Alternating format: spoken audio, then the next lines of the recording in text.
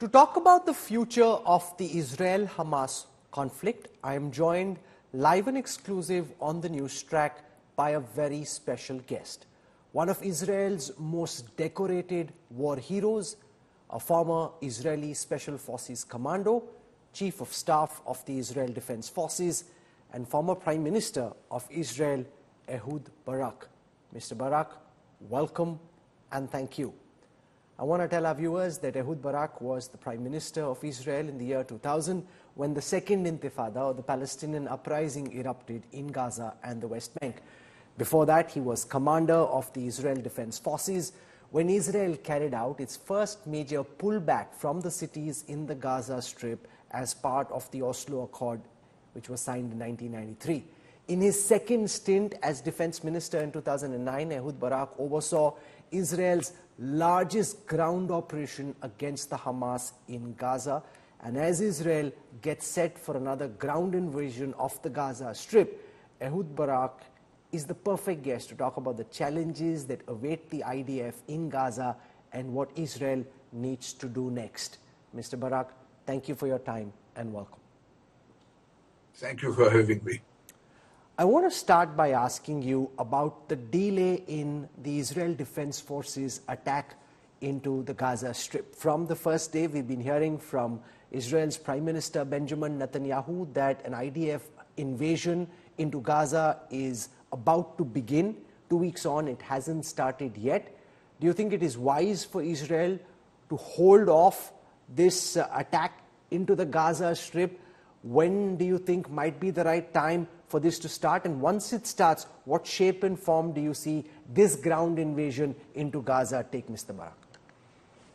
The objectives of operation are clear. We have to eliminate any military capability of Hamas and its capability to keep ruling the Gaza Strip.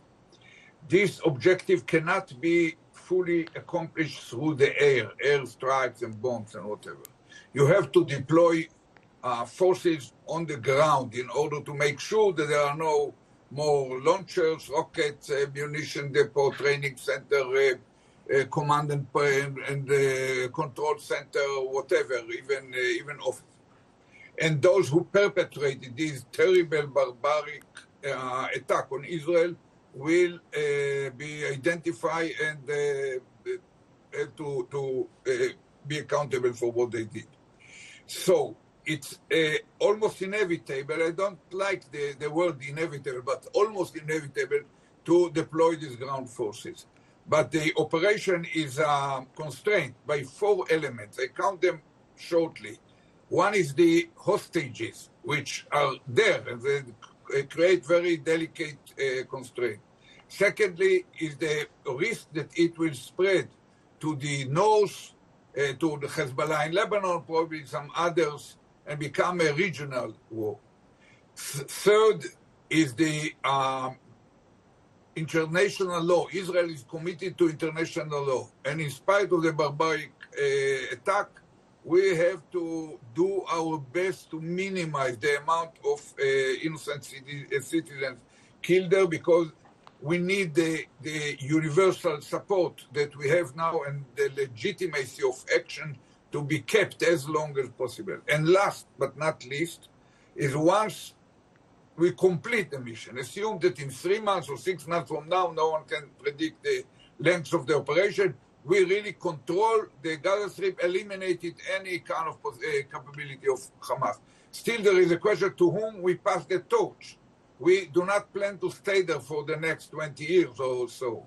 So all these constraints are intertwined, interconnected, and develop in real time. So none of us can give a trajectory or predict exactly how and... Mr. Barak, I want to take all of what you said one by one, and I'll start with the situation with the hostages. 2 Israelis, 2 Americans have been freed, drawing global attention and emotion within Israel about the plight of the 224 hostages who, at last count, the IDF says are still with Hamas terrorists. In the past, Israel has negotiated for the release of soldiers. Does it make sense for Israel to be in some kind of a behind-the-scenes negotiation with the Hamas through Qatar for the release of these hostages, or do you think this is a time when Israel should absolutely not negotiate? I want to complete the first answer, and it will explain the second one. Okay. Only those who are in control of all the details, the data, the nuances, and the real-time development can make the decision. We cannot make it on TV. So we put it at the head of war cabinet, added two leaders from the opposition. Both of them were commanders of the armed forces of Israel. One was even the Minister of Defense until a year ago, and we have to trust them. Now to your question. Hostages is very sensitive because we have a moral and basic commitment to them. They are there because Israel failed in protecting them before they were hijacked. So it's a very major consideration. Until now, only two of them were released. Of course, if there is an opportunity to wait another few days and get a major fraction of them, elderly people or women or children, something like this, it justifies waiting for another few days. But there is a risk that it will start to stretch in small pieces and basically becomes a weapon of Hamas through Qatar to avoid an Israeli invasion on the ground. That should not necessarily be allowed to happen because we have a compelling imperative. No sovereign can afford Daesh or ISIS-like organization to sit on its border and kill Israelis on this kind of volume. India is about 120 times the population of Israel. So think what would have been if within one day India would lost to organization like Qaeda or I know ISIS or Lashkar-e-Taiba lose at one day, let's say 200,000 people. That's crazy.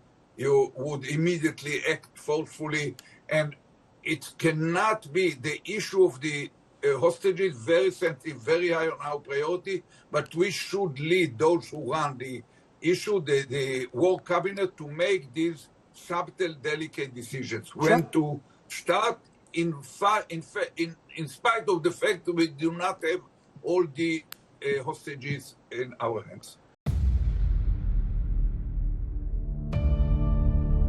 India's #1 political reporter.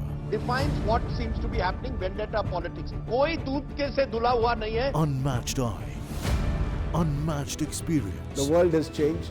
My black hair has become grey as well. And with unmatched passion for the story. Do not monopolize the conversation. When it's 100% news that matters. It's News Today with Rajdeep Sardesai. Monday to Friday, 9 p.m. Only on India Today TV.